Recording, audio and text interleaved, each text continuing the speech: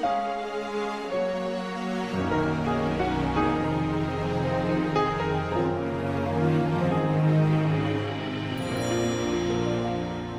día de hoy, amado, me ha tocado la bendición de exhortarle la palabra del Señor. Y vamos a comenzar con algunos temas que van a ser recurrentes. Y yo le voy a pedir, por favor, porque voy a hacer alusión en varias de las predicaciones del futuro, voy a hacer alusión al libro de Esther. Así que le voy a pedir que usted lea el libro de Esther, ¿no? Léalo. Tiene tan solamente 10 capítulos. Son capítulos muy hermosos, con mucha profundidad. Tiene que leerlo más de una vez para que pueda entender lo que está contenido en ese libro.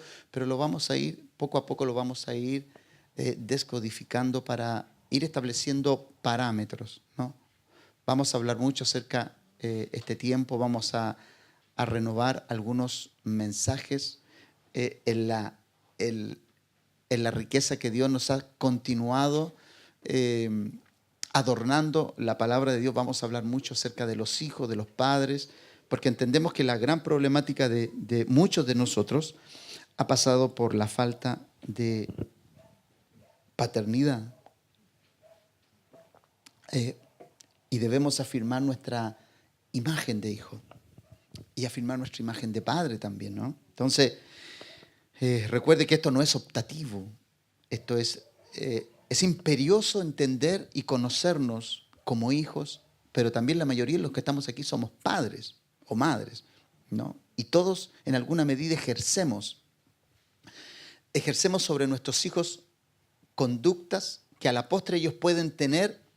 Por lo tanto, si ellos pueden tener conductas en algún momento, necesitamos ir ordenando nuestra vida para que todo lo que se desprenda de nosotros esté alineado a la perfecta imagen de su hijo. Y eso obviamente que nos va a evitar a nosotros dolores de cabeza, nos va a evitar que nuestros hijos tengan que ser corregidos, porque van a ser inspirados más que corregidos. Mire, y hay una gran diferencia entre inspirar a un hijo y corregir a un hijo. Entonces, en este tiempo debemos nosotros los padres inspirar a nuestros hijos para que la corrección tenga que hacerse cuando ya no quieren recibir el ejemplo. Entonces, vamos a hablar el día de hoy, ¿cierto?, acerca de que somos un pueblo en medio de los pueblos, o somos una ciudad en medio de muchas ciudades. Entonces, usted va a tener que afinar su oído, que cuando hablemos de pueblo, hablemos de ciudad, estamos hablando de nosotros. Dios nos ha constituido a nosotros como ciudad, ¿no? Y el domingo vamos a hablar acerca de aquello. Hoy vamos a hablar acerca de que somos un pueblo en medio de los pueblos, somos una ciudad en medio de ciudad. Entonces, nosotros estamos en medio de pueblos que tienen sus leyes, sus costumbres, sus ejemplos, sus paradigmas con los cuales se conducen, ¿no? Y aunque nosotros vivamos en medio de ellos, debemos saber proteger, conservar, preservar los principios que nos gobiernan y nos guardan, que son los principios que Dios nos ha establecido. Pertenecemos a la ciudad de Dios, la Sión, la que desciende de lo alto, la majestuosa, la radiante, la gran Jerusalén, aquella que habla Apocalipsis, que desciende ataviada, ¿cierto?, que aún no es visible para el mundo. Es visible a través de lo que usted es y de lo que yo soy. Ellos no la pueden ver aún. Así como a Dios no lo pueden ver, de la única manera que Dios se muestra a ellos es a través de usted y a través de mí, ¿no? Entonces, es una tarea ardua. Usted me podrá decir, pastor, difícil. Sí, claro, estamos en un mundo que nos mueve a un tipo de prácticas que, en vez de acercarnos al hijo, nos alejan de cómo ser un hijo. Entonces, lo importante de esto es que Dios ha instalado en nuestros corazones algo distintivo, único, que nos permite rendirnos, que no nos permite rendirnos ante nada que no represente a Dios. Y eso es la naturaleza de Él. Entonces, eso distintivo que Dios instaló en nuestros corazones es su naturaleza. Y esa naturaleza a ti y a mí nos va a ayudar y le va a impedir a la naturaleza que antes te gobernaba, le va a impedir que se manifieste. Va a haber una pugna, claro que sí, va a haber una lucha. como todos los días la enfrentamos, pero te va a preservar. Entonces, el libro de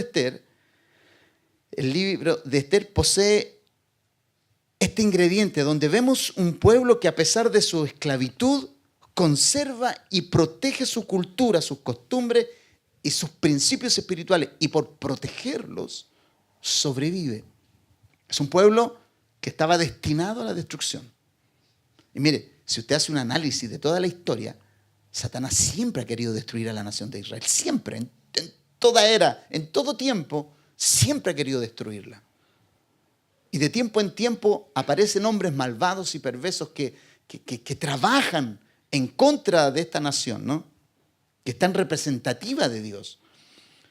Entonces, el libro de Esther posee este ingrediente, esta enseñanza, esta inspiración de cómo ellos se guardan, ¿no? Y vamos a hablar de Mardoqueo, vamos a hablar de Esther, y también vamos a poner un ejemplo entre Mardoqueo y Esther, y vamos a poner el ejemplo entre Abraham y Lot.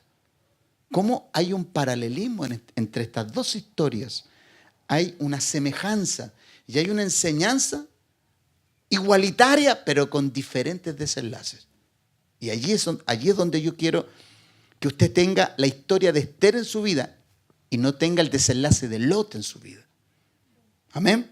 Entonces vaya tomando atención con los ojos bien abiertos y como estuvimos orando en el mes de abril, ¿no? Como decía Génesis capítulo 29, ¿cierto?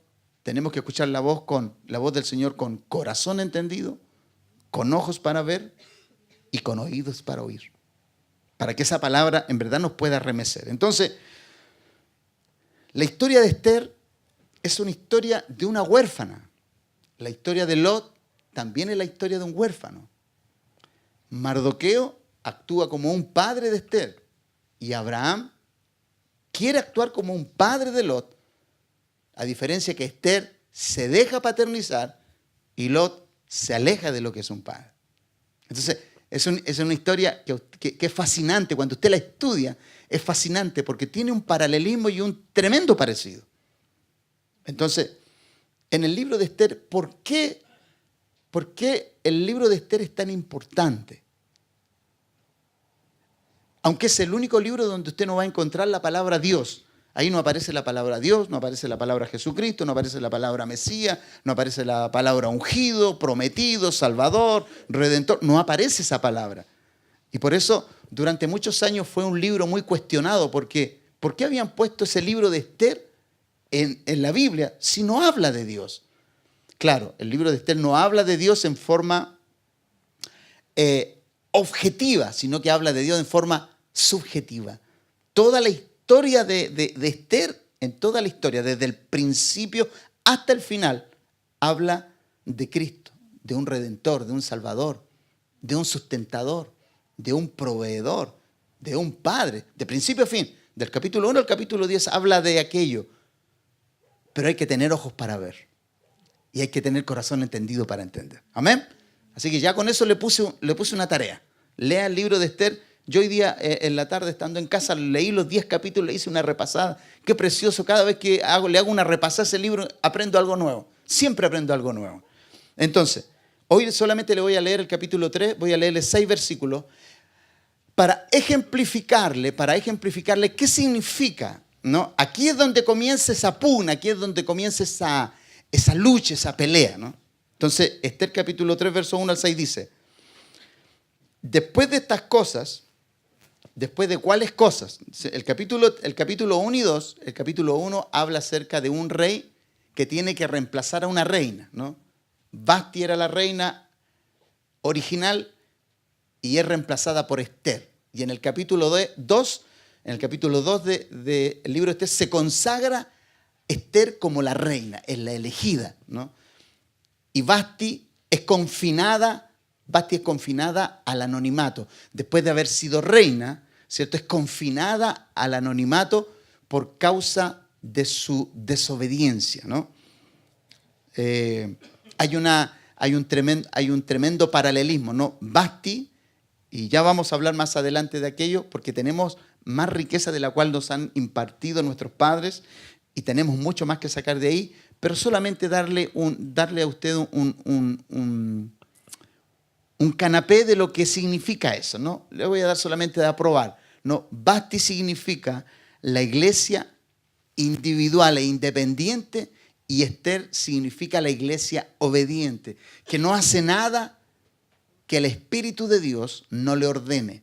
Y Basti representa esa iglesia independiente de Dios, que hace sus propias fiestas, ¿no? Que genera sus propios bailes, que genera sus propias alegrías, que no tiene su contentamiento en el llamado del rey. No así Esther. ¿Ok? Entonces, después que Esther es consagrada reina, viene un evento en el capítulo 3 y comienza así. Después de estas cosas, ¿no? Que Esther es reina, se sienta en el trono con el rey y es escogida después de competir con muchas mujeres. Ella es la reina de Persia, ¿no? Miss Mundo Persia, ¿no? Escogida delante de todas. Lo extraordinario de esto que el rey, una de las cosas que no se ocupó el rey preguntar, no se le ocurrió preguntar a nadie de cuál era su nacionalidad.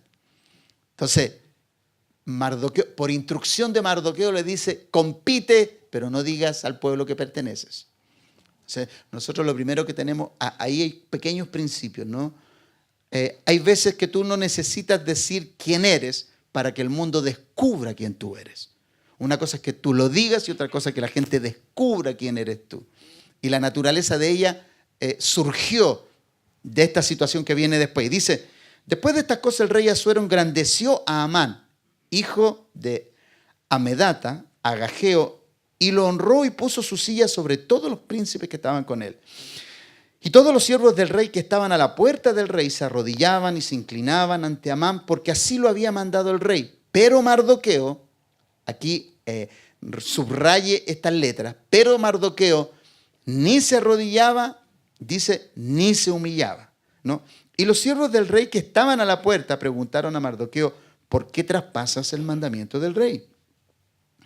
Aconteció que hablándole cada día de esta manera y no escuchándolo él, lo denunciaron a Amán para ver si Mardoqueo se mantendría firme en su dicho. Porque ya él les había declarado que era judío. Y vio Amán que Mardoqueo ni se arrodillaba ni se humillaba delante de él. Y se llenó de ira, pero tuvo en poco poner en Mardoqueo solamente, pues ya le habían declarado cuál era el pueblo de Mardoqueo. Y procuró Amán destruir a todos los judíos que había en el reino de Asuero, al pueblo de Mardoqueo. Mire, entonces, lo primero que quiero que aprendamos aquí para ir avanzando. Recuerde que estamos hablando de una mujer que es huérfana. Llega al reino y llega al reino por causa de un hombre. Por causa de un hombre llamado Mardoqueo. Entonces, aquí hay todo un hilo conductual en cómo Esther llega a ser reina. Y por qué Mardoqueo tiene el protagonismo en la vida de Esther. Entonces, Dios siempre trabaja desde su sabiduría para nosotros. Él nos quiere mostrar que cuando defendemos y protegemos nuestra identidad en Él, Él se encarga de pelear nuestras batallas y de lidiar con nuestros enemigos. A nosotros solamente nos toca vivirle a Él. Usted lo que tiene que hacer es vivirle a Él. Usted viva lo que es. Viva, si es un hijo, viva siendo hijo. Si es padre, viva siendo padre. Dios peleará su causa. Entonces, aquí lo que tenía que hacer, recuerde que aquí hay dos figuras. Esther es hija o hijo, más bien vamos a hablar en términos de hijo. Esther es hijo, ¿cierto? Y Mardoqueo es padre, ¿no? Él es padre y Mardoqueo es padre y Esther es hijo.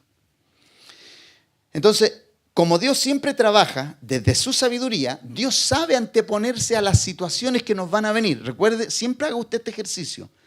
Cada vez que usted enfrente un desafío, Dios ya tiene ese desafío solucionado. Lo que usted tiene que hacer es ponerse en la posición donde Dios a usted le ha ubicado. Si usted es hijo, póngase en la situación de hijo. Si usted es padre, quédese en la situación de padre. Entonces, como aquí había una cofradía, aquí había como una sedición en contra de un pueblo, ¿cómo llega ¿Cómo llega la odiosidad a los oídos de Asuero, que era el rey? El rey aquí no tenía nada que ver. El rey lo único que tenía que decir, sí, mátenlo o presérvenle la vida. Él era el rey Asuero, ¿no? O Jerjes, que también se llama. Entonces, el rey Asuero tenía una mano derecha que se llamaba Amán. Amán odiaba a Mardoqueo. ¿Y cuál era la razón por la cual le odiaba? ¿O lo odió? Porque no se arrodillaba ni se humillaba. Ahora, ¿por qué no se arrodillaba ni se humillaba? Porque los judíos tenían entendidos que ellos no se debían humillar ni inclinar ante nadie, solamente ante Dios. Entonces ellos lo tenían muy internalizado. Ellos no lo hacían. Entonces, Amán, sabiendo esto, mire lo que hace. Entonces leemos Esther capítulo 3, versos 8 y 9. Dice, y dijo Amán al rey Asuero, hay un pueblo esparcido y distribuido entre los pueblos, ¿no? Entonces, ¿cómo se llamaba? ¿Qué título le habíamos dado al mensaje nosotros? Un pueblo en medio de los pueblos, una ciudad en medio de la ciudad. Entonces, en esta gran nación, ¿cierto?, la cual gobernaba el rey Asuero, había un pueblo esparcido y distribuido entre los pueblos en todas las provincias de su reino. Y sus leyes son diferentes de las de todo pueblo y no guardan las leyes del rey. Mentira, eso era mentira. Porque el pueblo no era que no guardara las leyes del rey. Lo que pasa es que él quería que se humillaran ante él. Entonces, ¿cuál era el tema? Que la gente se inclinaba ante él. Pero Amán pareciera ser que quería más que una simple inclinación. Por eso habla de humillación y de inclinación. Entonces, no guardan las leyes. ¿Por qué? Porque el rey Asuero había dicho, ¿cierto?, que como le dio más rango a Amán, más que todos los demás príncipes, ¿cierto?, lo puso en gracia ante sus ojos y todo aquel que pasaba delante de él tenía que humillarse haciendo reverencia. Y parece que a Amán le gustaba la reverencia. Y cuando vio que uno no se le arrodillaba, y más encima judío, porque no es que era del pueblo de Persia, era judío, era de los cautivos. O sea, Amán lo miraba como un esclavo. Entonces dijo, y sus leyes son diferentes de las de todo pueblo y no guardan las leyes del rey. Y al rey nada le beneficia dejarlos vivir. Si place al rey, decrete que sean destruidos y yo pasaré 10.000 talentos de plata a los que manejan la hacienda para que sean traídos a los tesoros del rey. Mire, el rey sabiendo, ojo, porque la historia da para otro mensaje, por eso no voy a hablar de lo siguiente. Amán quería puro destruirlos. Y de aquí viene, y de aquí emerge la figura de Esther como una redentora, como una salvadora. Pero más que aquello, Esther emerge como una hija, como un hijo, que se ciña a los parámetros del rey, que se ciña a los parámetros de la guianza de Mardoqueo. Entonces, la iglesia del Señor está en la tierra para representar al que los escogió. Tú y yo estamos aquí para representar a nuestro Dios. Amén. Y en esta representación están consagradas todas las garantías de preservación, sostenibilidad, seguridad, mantención, todo lo que tú requieres para representarle a Él están consagrados. Dios te va a asegurar que tú estés pleno, cubierto, protegido, sustentado. Lo único que tienes que mantener tu carácter de hijo. ¿Ok? Entonces, ¿cómo nosotros vemos esto? Como se firmó un decreto en contra de Israel, o sea, en contra del pueblo judío se firmó un decreto. Me gusta mucho el Salmo 27 cuando el salmista declara y dice, en el Salmo 27 del 2 al 5, cuando él dice, cuando se juntaron contra mí los malignos, mis angustiadores y mis enemigos, para comer mis carnes, ellos tropezaron y cayeron, y aunque un ejército acampe contra mí, no temerá mi corazón, y aunque contra mí se levante guerra, yo estaré confiado. Una cosa he demandado a Jehová y esta buscaré, que esté yo en la casa de Jehová todos los días de mi vida. Y aquí esto concuerda con lo que estamos hablando acerca de Sión. Cuando tú estás en Sión, estás protegido porque estás en la casa de Dios. No, ese es el lugar, el ambiente donde Dios ha decidido estar. Entonces, y él dice que esté yo en la casa de Jehová todos los días de mi vida para contemplar la hermosura de Jehová y para inquirir en su templo, porque Él me esconderá en el tabernáculo en el día del mal, me ocultará en lo reservado de su morada. Sobre una roca me pondrá en alto. Qué precioso ese salmo, ¿eh? ¿Cómo él sabía? ¿Cómo el salmista sabía eso?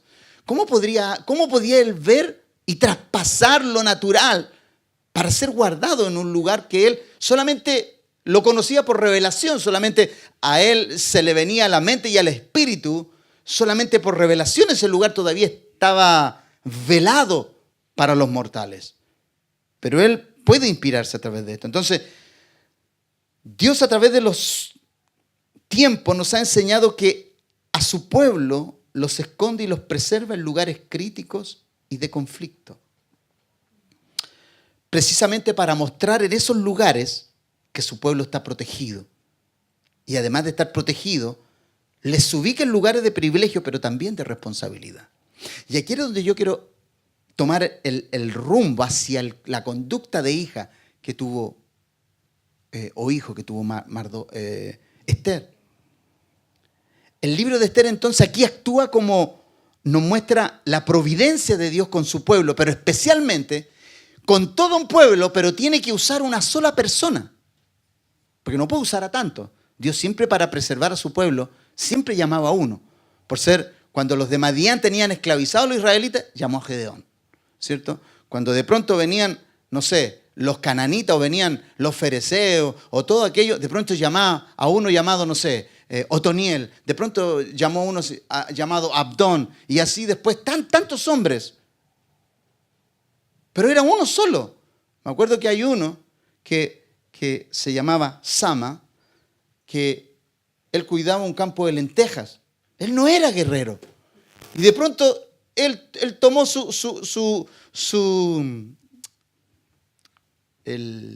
era como no era un cayado, pero era un instrumento con el cual él trabajaba en el campo y mató 1000 filisteos de una sola. Y no era un hombre de guerra, porque Dios, para hacer sus guerras, Él es el guerrero que pelea por nosotros. Lo único que tú tienes que creer que lo que Él está haciendo es verdad, y en justicia Él hace de ti un hijo en un momento preciado para Él, para mostrarte como hijo. Y aquí Esther nos muestra la providencia. Esther es la providencia de Dios. Esther es la mujer que Dios escoge para salvar a su pueblo. Esther es la huérfana que tiene que identificar paternidad para llegar a un lugar. Esther es la mujer que tiene que ceñirse a un protocolo para que en esa obediencia ella pueda llegar al lugar que necesita llegar, que es el trono, donde estaba el rey que había firmado para que el pueblo de Israel fuera destruido. Entonces, Dios siempre lleva a su pueblo delante de los pueblos, y aunque los lleva en esclavitud por causa de los procesos, el fin siempre es proteger a su pueblo.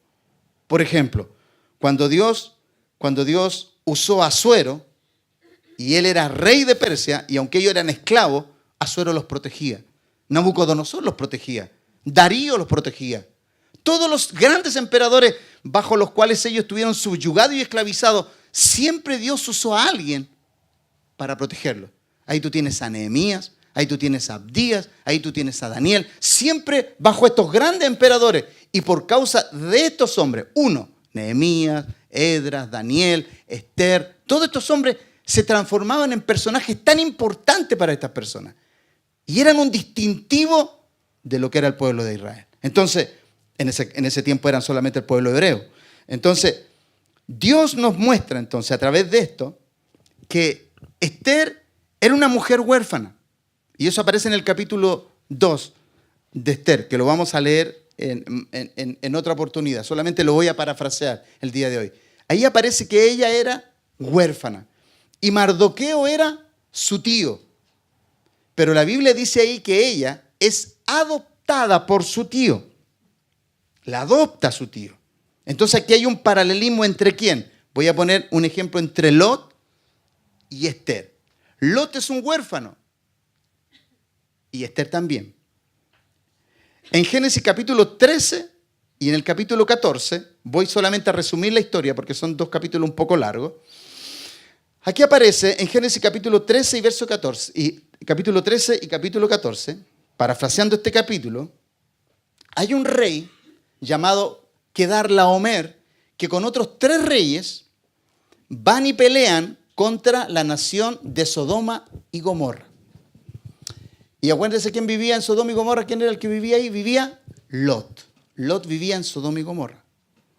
En el capítulo 13, Lot se aleja de Abraham. Se aleja de Abraham. Y aquí es donde usted tiene que hacer los análisis.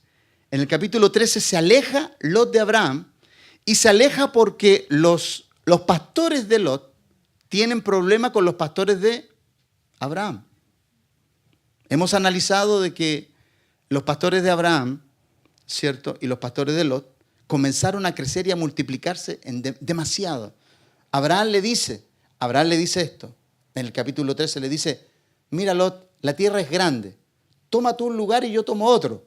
Lo que Lot debió haberle dicho, lo más correcto, era que Lot le hubiera dicho, no, yo no me voy de tu lado, voy a corregir a mis pastores para que no estén en altercado con los tuyos. Eso era lo más correcto. ¿Por qué? Porque cuando Lot salió con Abraham, Lot salió con lo que tenía puesto. En el camino, Lot prosperó. ¿Y prosperó por causa de quién? Por causa de Abraham. Entonces, lo que Lot no vio fue esto. Él no pensó en esto y dijo, Abraham ha sido como un padre para mí. Él no pensó eso.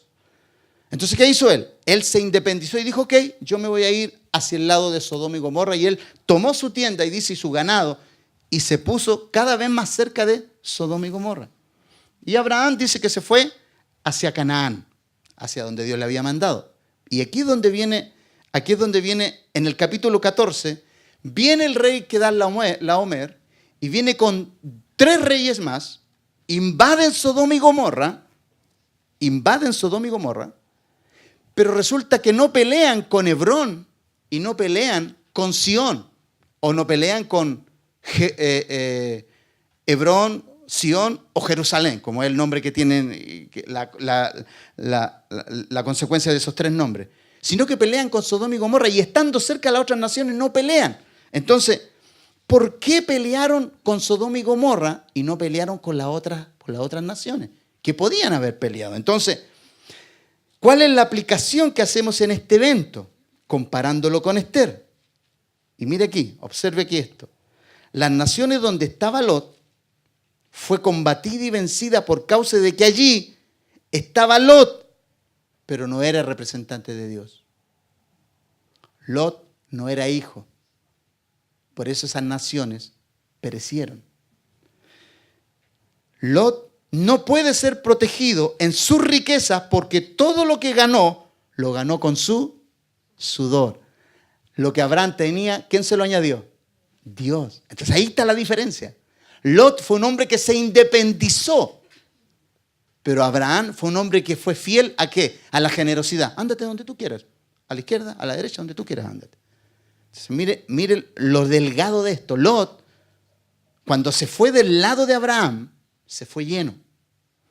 Cuando Abraham sabe, en el capítulo 14, cuando Abraham sabe que él está preso, él asume la responsabilidad de ir a buscarlo, entre comillas. Aquí es bueno decir, era la responsabilidad de Abraham de ir a buscar a Lot. Cuando él se desmarcó de quien había tenido la provisión, pero Abraham, como era un padre, fue y dice, tomó a los 318 que habían nacido en su casa. Y mire la frase que dice ahí, él fue a pelear con 318 personas nacidas en casa. Gente que había nacido con él. Y eso es clave. Porque tú y yo, cualquier pelea que nosotros tengamos en lo espiritual, ¿quiénes son los que más van a saber cuál es tu visión en tu casa? Si tú tienes en tu hogar una pelea, una lucha, los que han nacido en tu casa son los que te conocen, los que saben tu sentar, todo lo conocen. Cuando vas, cuando vienes, cuando entras, cuando vas. Entonces, ¿qué fue lo que hizo Lot? Tomó solamente a los que habían nacido en su casa, 318 personas. Y con esos, dice la Biblia, que él fue y rescató a Lot. Rescató a Lot y rescató a Lot y todos sus bienes. Y los bienes y los bienes de Sodoma y Gomorra, también los rescató. Y aquí es donde viene la frase, donde el rey de Sodoma le dice, devuélvenos la gente y quédate con el botín. Y Abraham le dice, no, llévate todo el botín, para que no digas, yo enriquecí a Abraham. Amén. Entonces aquí Abraham sabía que aunque era legítimo quedarse con el botín, él había sido solamente un redentor en las manos de Dios para con este pueblo. Mire qué glorioso. Entonces, ¿dónde es que usted tiene que aprender aquí esta gran lección? Lot, como no puede ser protegido, ¿y por qué no es protegido? Porque no es un hijo.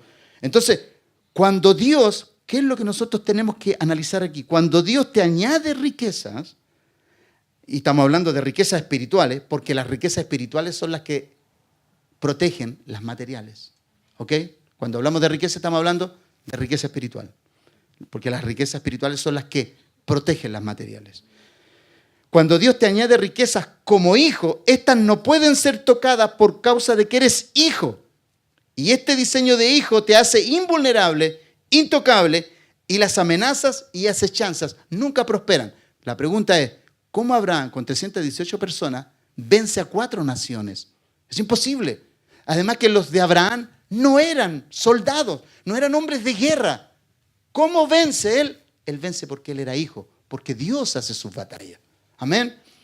Lot sudaba para poder tener lo que quería. Lo que nosotros tenemos que entender con esto es esto. No es que tú no tengas que trabajar, tú tienes que hacer lo que Dios te manda hacer. Amén. Esa es la clave en esto. Entonces, recordemos que Lot entonces y Abraham eran primos. Pero el padre de Lot había muerto y era huérfano, por lo que Abraham asume la paternidad con él y por eso lo va a rescatar. Él se sentía responsable porque el otro hombre era huérfano. Entonces, Abraham queda claro aquí que Lot pierde todo porque él no tiene identidad de hijo. La Biblia dice que cuando Abraham lo rescata,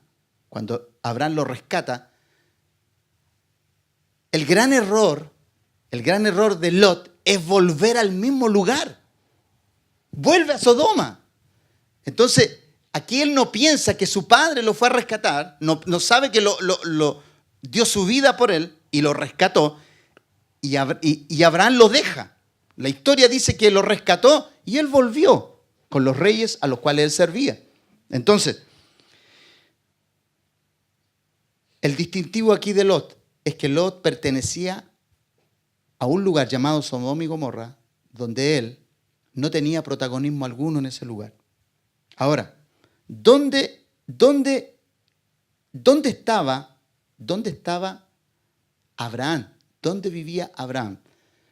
La Biblia dice que él vivía en el encinar de Mamre, que es Hebrón. Y en Hebrón fue donde David fue ungido rey. Amén. Hebrón es el lugar donde el rey David es consagrado rey. Y resulta que en el capítulo 14, en el final del capítulo 14, cuando dice la Biblia que cuando Abraham gana esta batalla, ¿qué sucede con Abraham?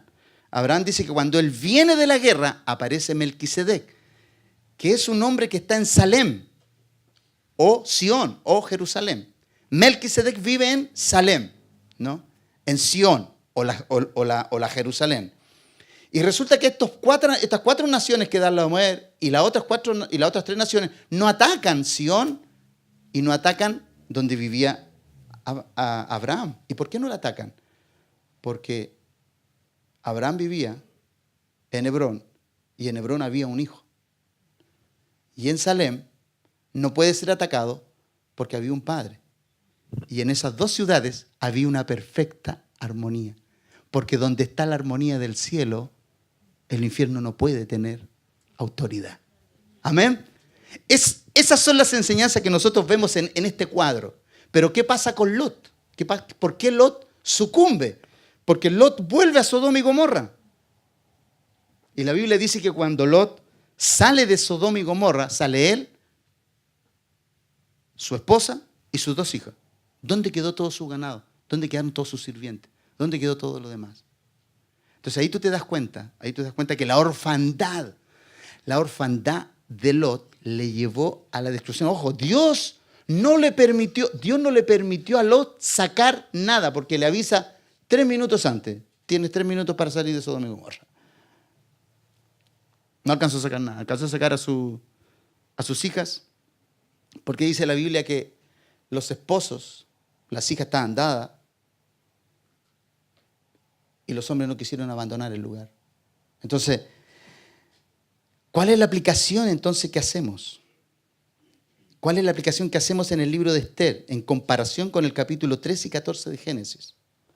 Tú tienes a Abraham siendo un hombre que quiere ser padre de Lot.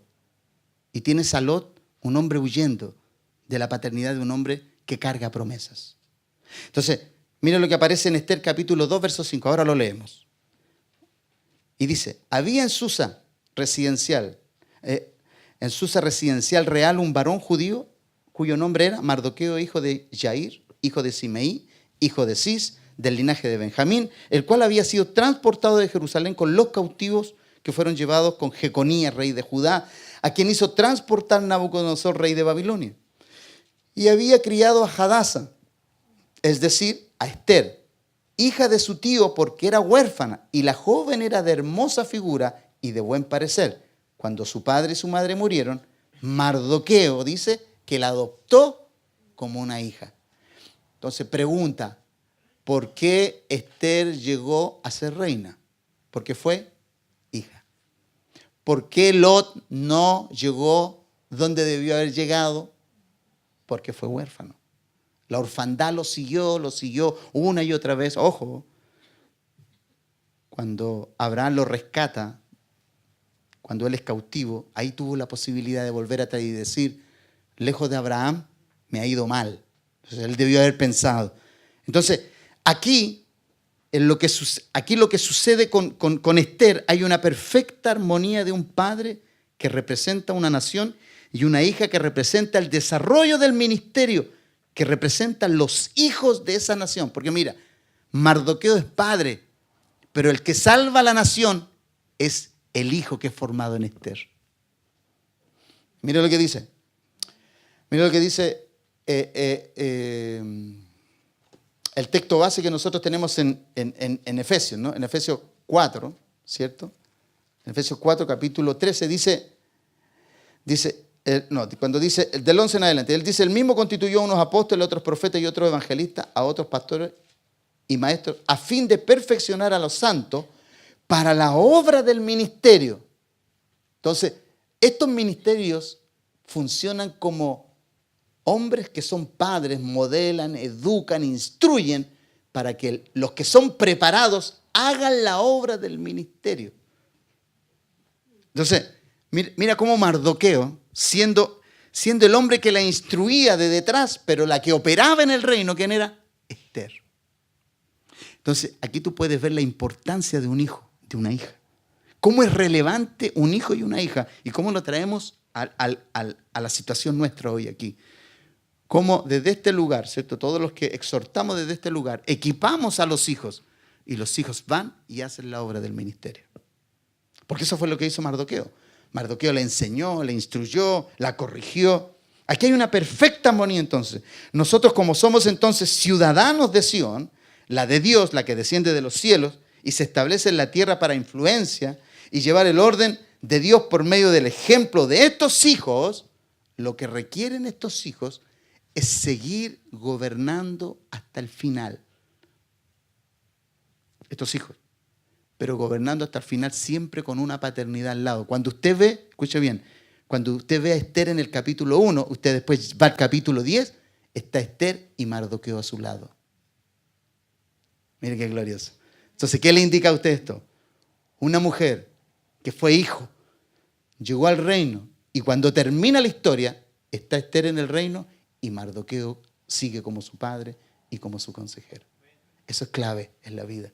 Entonces, ¿qué es lo que quiero referirte el día de hoy? Por medio de la palabra de Dios. No importa cuán exitosos nosotros seamos en el ministerio, en este caso tú, en el desarrollo de tu ministerio, de lo que Dios te ha mandado a hacer. La paternidad para ti es clave para que cumplas el propósito.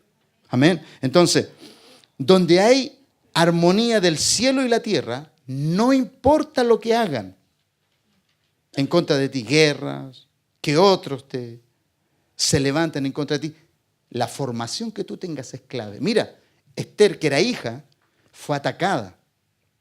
Porque aquí no era Mardoqueo, era Esther. Esther estaba ahí y había llegado ahí al reino por una causa.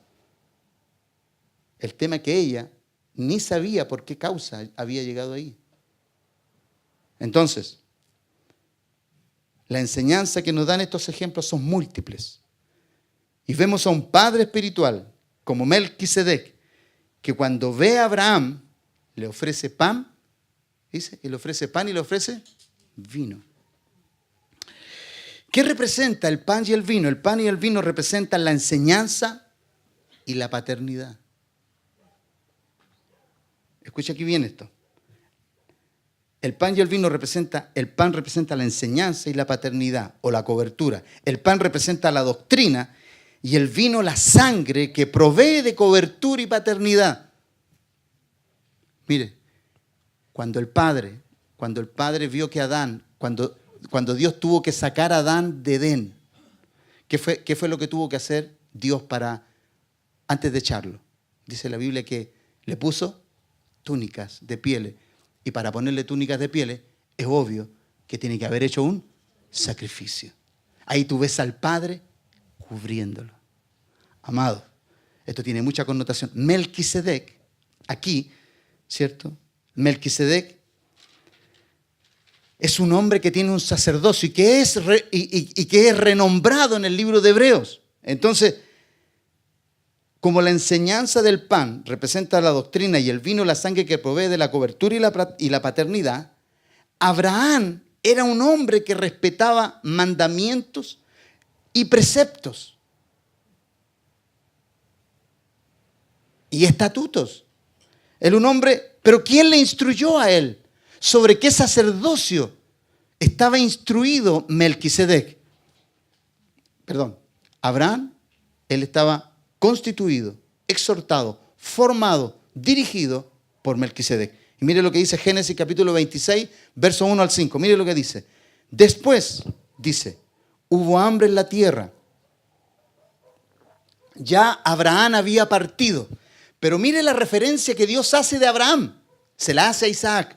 Aquí le está hablando a Isaac. Dice, después hubo hambre en la tierra, además de la primera hambre que hubo en los días de Abraham. Y se fue Isaac a Abimelec, rey de los filisteos, en Gerar, y se le apareció Jehová. Y le dijo, no desciendas a Egipto. ¿Se acuerda que Abraham había descendido a Egipto? A Isaac no le permite bajar a Egipto. Dice, no desciendas a Egipto. Habita en la tierra que yo te diré. Habita como forastero en esta tierra y estaré contigo y te bendeciré, porque a ti y a tu descendencia daré todas estas tierras y confirmaré el juramento que hice a Abraham tu padre. Y aquí viene la clave, mire. Multiplicaré tu descendencia como las estrellas del cielo y daré a tu descendencia todas estas tierras. Y todas las naciones de la tierra serán benditas en tu simiente. Por cuanto oyó Abraham mi voz, guardó mi precepto, mis mandamientos, mis estatutos y mis leyes. ¿Cuáles? ¿Quién le impartió a él mandamientos, estatutos y leyes? Sino el sacerdocio de Melquisedec. ¿Se da cuenta? ¿Y por qué el sacerdocio de Melquisedec? Porque el sacerdocio eterno es el de Melquisedec, no el de Moisés. Amén. Moisés lo que vino a hacer, vino a confirmar lo que ya Abraham sabía y lo que Melquisedec había instruido. ¿Y dónde fueron consagradas? En la ley de Moisés. Yo no me había dado cuenta de esto, amado. Yo recién, hace unos días atrás, le había dicho a mi esposa, mira mi amor, con el texto que me encontré. Porque entiendo, amado, que Abraham no solamente escuchó la voz de Dios, escuchó la voz de un padre espiritual que lo formó. Y ese es Melquisedec. ¿Por qué cuando Melquisedec aparece, él inmediatamente le reconoce? Y lo primero que hace es, dice, entregarle los diezmos de todo lo que se da cuenta, amado. Que todas estas cosas en la Biblia no están al azar. Aquí hay un porqué, aquí hay una razón. No es que Abraham lo hizo por iniciativa propia. No, había una instrucción. Y esa instrucción se desprendió del sacerdocio de Melquisedec. Porque Hebreo dice que Jesucristo vino según el sacerdocio de Melquisedec. O sea, amado, ya el ser hijo, Abraham ya lo sabía. Ya sabía lo que era ser hijo. Por eso él actúa como tal, por eso él vive como tal. Entonces, para ir terminando, Abraham no solo creyó a la voz de Dios, tenía un padre, un formador, un instructor llamado Melquisedec, el cual le instruyó de acuerdo a su sacerdocio.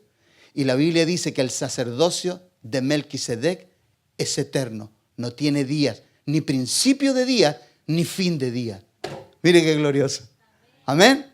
Entonces, nosotros estamos en ese sacerdocio. Ese es el sacerdocio al cual hemos sido llamados. Por lo tanto, el tiempo, para nosotros el tiempo no es un problema. ¿Por qué? Porque la ley de Melquisedec está dada desde antes de la de Moisés. La de Moisés tuvo un fin, pero la de Melquisedec es para siempre. Amén. Entonces, la vida de Dios, entonces, se trata de padres e hijos, casa y familia, ciudad y reino, muros y puerta. Todo esto tiene armonía en sí mismo y en su diseño está su invulnerabilidad y su inmarchitable vida. La de Dios está en este diseño. Amén. Así que, amado, todo lo que nos conduzcamos por estos parámetros de ciudad, por estos parámetros de reino, por estos parámetros de familia, por estos parámetros de hijo, de padres, usted y yo somos invulnerables. Porque esos son los diseños de la ciudad de Dios. La ciudad de Dios que usted es, que yo soy, la ciudad de Dios tiene estos parámetros: reino, familia, casa, ciudad, muros, puertas, padres, hijos. Todo eso parece que son sinónimos en la armonía de lo que es la construcción de la familia de Dios. Así que, amado, que tengamos como enseñanza esto el día de hoy.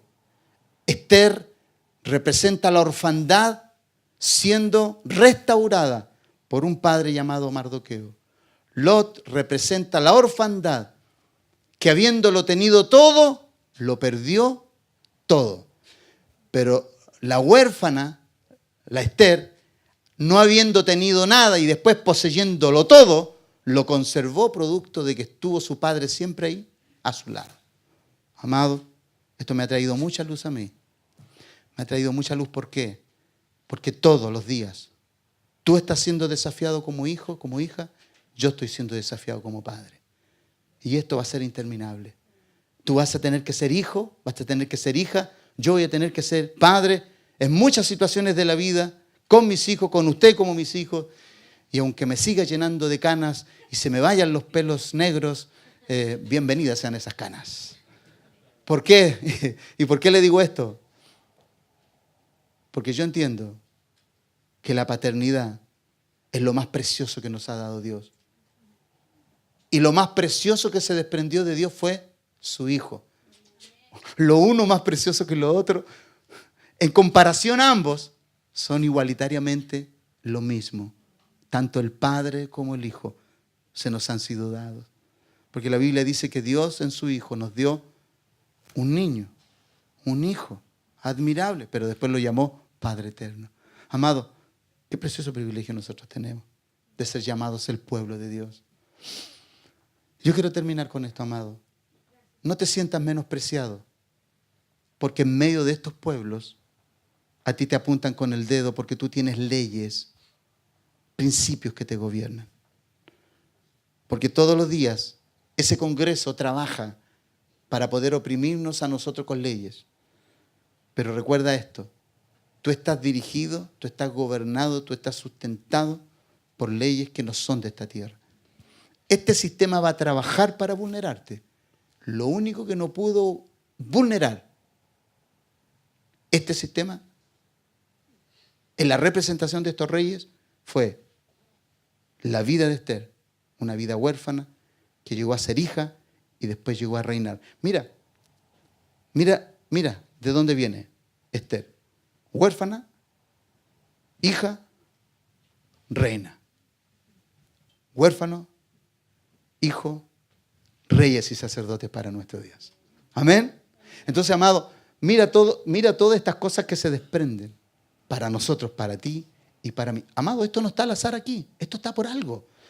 Dios quiere que nosotros evacuemos todo temor para ir y enfrentar este mundo con toda gallardía, con toda valentía, con toda la integridad que el Padre nos ha dado para desenvolvernos en este mundo. Este mundo te va a oprimir. Aún en el trabajo van a crear leyes ilícitas para que tú trances las tuyas, pero no te muevas de tu integridad. No te muevas de lo que Dios te ha dado. No te muevas de lo que Dios te ha entregado. Porque yo entiendo que de algún lado vendrá tu salvación. En el capítulo 3, cuando se dicta, y con esto quiero ya ir finalizando, el edicto de Asuero, que fue instigado por Amán, Dios, usando a Mardoqueo, le dice a Esther, para esta hora tú has llegado al reino. Yo no puedo acceder al reino, no puedo acceder al rey, yo no puedo estar donde tú estás, pero Dios a ti te ha llevado a ese lugar para esta hora. Porque le dice Mardoqueo, no creas que porque tú estás en el reino te vas a librar de la sentencia que hay para los judíos. En este caso, para los hebreos. Entonces, amado, donde quiera que nosotros estemos, cuando tú y yo seamos identificados como hijos de Dios, algo se va a instigar en contra de ti. Pero piensa en Esther. Piensa en Esther. Y piensa en Lot. Tú tienes un modelo de hijo como el de Esther. No seas como Lot, que por preferir la independencia perdió todo lo que poseía. Esther, no teniendo nada, lo poseyó todo. Amén. Que en esta hora, esta palabra que nos ilustra la vida de Dios en nosotros, podamos no tan solamente atesorarla. Somos el pueblo de Dios, somos la ciudad de Dios. Y Dios ha contenido en ti y en mí. En ti y en mí Dios ha contenido esto. Que todo lo que Él representa por su palabra sea visto a través de ti. Amén. Pongámonos en pie en esta hora.